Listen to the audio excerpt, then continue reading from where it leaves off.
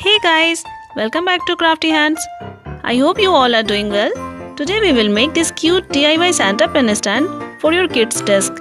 Let's craft with me and give this cute gift to your loved ones on this Christmas. For material you can check the description box below. And before we start, please subscribe the channel and press the bell icon for regular video updates. Now let's move on to our today's tutorial.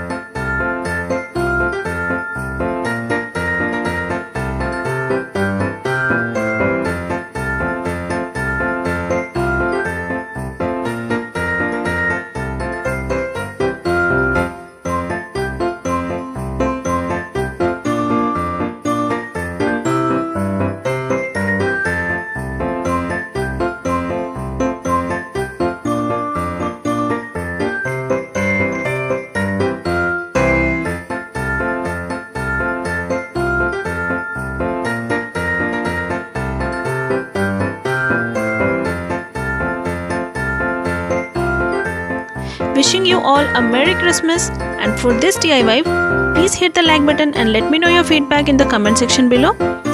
If you are a new viewer of this channel, then please do subscribe it for many more DIY ideas. See you next week guys. Till then, happy crafting and thanks for watching. Bye bye.